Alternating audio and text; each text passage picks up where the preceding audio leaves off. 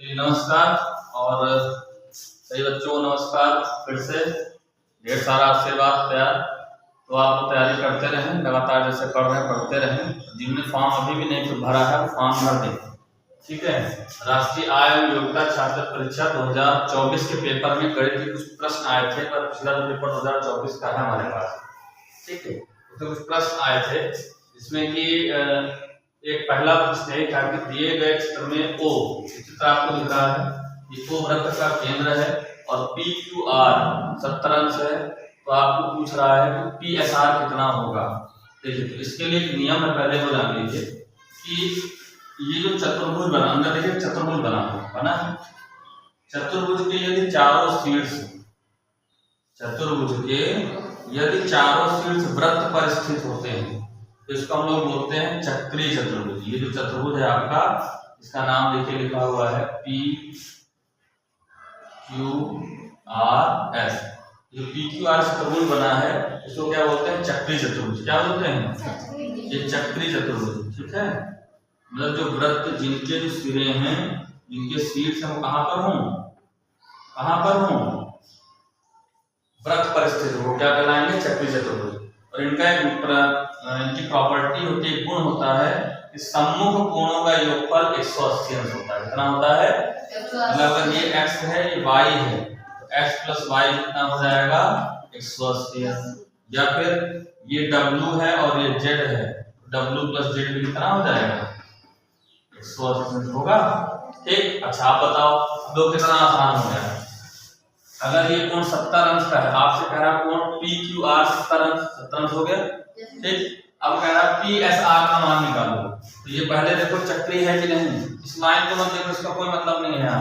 इसे दूसरे सवाल में बताएंगे आपको, तो आपको भ्रमित करने के लिए बनाया गया, ठीक है।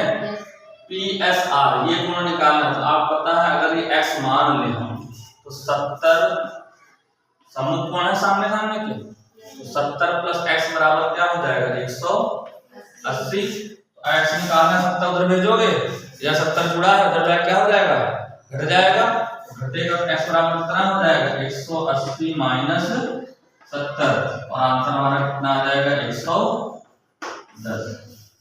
आई बात समझ में? तो उत्तर कौन सा सही होगा? ये आप आराम से लगा लीजिए, ये आपका समझ में आया? ऐसा समझ में कि अगर ये कोण दिया है, सामने निकालना है तो केवल 180 घटा देंगे, ठीक, कुछ नहीं सोचना। लेकिन अब इसी में दूसरा प्रश्न देखिए बन जाए। दूसरा प्रश्न ये बन जाए कि एक वृत्त है, नियम जो बता रहा हूं तो लिख लीजिएगा या आप कर लीजिएगा। एक ये है कि ये वृत्त का केंद्र O है और यहाँ पर एक कोण बना हुआ है ABC, और आपको ये कोण दिया, मान लो ये दे दिया आपको 30 अंश। तो आपसे कहेगा, इसका मतलब क्या है? कोण चित्र में कोण ABC बराबर 30 अंश है, तो कोण AOC का मान निकालिए। अब यहाँ पे नियम जान लो कि केंद्र पर देखिए ये क्या है? एक चाप है AC, एक चाप है, या फिर इसको मिला दोगे तो ये जीवा हो जाएगा। चाहे एक चाप कहा जाए चाहे जीवा कहा जाए, समान जीवा पर अगर केंद्र पर भी कोण बन रहा है और दूसरी तरफ कहां पर परिध पे भी कोण बन रहा है, तो केंद्र पर बना कोण परिध पर बने कोण का 2 गुना होता है। कितना होता है? 2 गुना। मतलब अगर कोण AOC निकाला जाएगा तो कोण AC क्या हो जाएगा? किसके 2 गुना हो जाएगा? 2 गुना मतलब 2 से गुणा करना है, 2 गुणे ABC के बराबर, यही होगा। अब बताओ 2 ABC कितना है? 30 अंश है, 30 गुना कितना हो जाएगा? 60। हमारा ये कोण कितना आ जाएगा? अब तुम इसे उल्टा करें, इस तरह क्वेश्चन हर पेपर में आए हैं, ठीक है। एक ये क्वेश्चन आया है, उससे पहले वाले में ऐसा क्वेश्चन है, तो जो ये क्वेश्चन रिपीट हो रहे हैं, इनको ढंग से तैयार करो। जो सम्मुख कोण होते हैं उनका योगफल कितना होता है? 180 अंश। केंद्र पर बना कोण परिध पर बने कोण का 2 गुना होता है।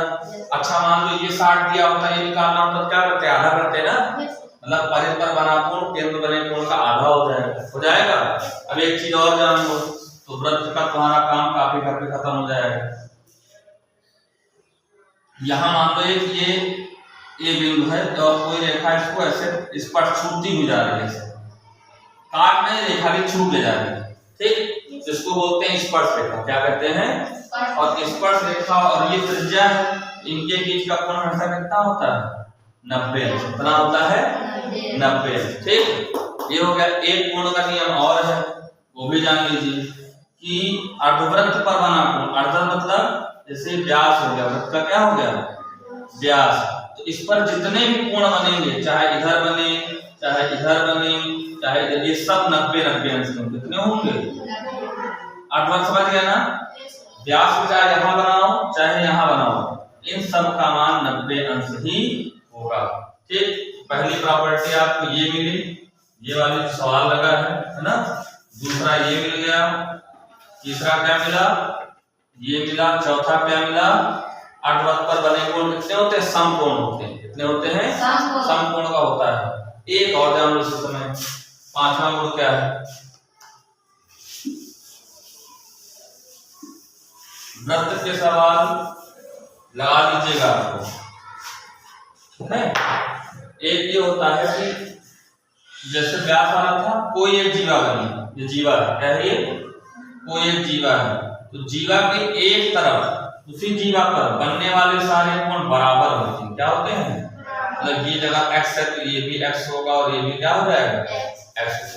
ठीक है, इस तरह ये तब छोटे छोटे नियम है अभी जिनपे हम लोग काम कर सकते हैं। आपके यहाँ जो क्वेश्चन आने वाले हैं, हमने 2-3 नियम बताए, उन्हीं से हो जाएंगे। ठीक, फिर से सुन लो। पहला, चक्रीय चतुर्भुज पता होना चाहिए, जिसके चारों शीर्ष कहां पर होंगे? वृत्त पर स्थित होंगे, उसे क्या कहते हैं? चक्रीय चतुर्भुज। और चक्रीय चतुर्भुज के सम्मुख कोणों का योगफल कितना होता है? 180। सम्मुख मतलब आमने सामने। अच्छा ये बताओ, चतुर्भुज के चारों कोणों का योगफल कितना होगा? 360। कितना होता है? त्रिभुज का कितना होता है? 180। त्रिभुज के कोणों का योगफल कितना होता है?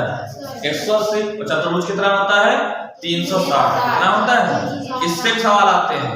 ठीक, तो ये हो गया। दूसरा क्या था? केंद्र पर बना कोण परिध पर बने कोण का 2 गुना होता है ना? और स्पर्श रेखा और त्रिज्या के बीच कोण कितना होता है? 90 अंश का। ठीक है, इससे सवाल आप लोग लगाइएगा। ठीक, ओके, मिलते हैं अगली वीडियो। Thank you.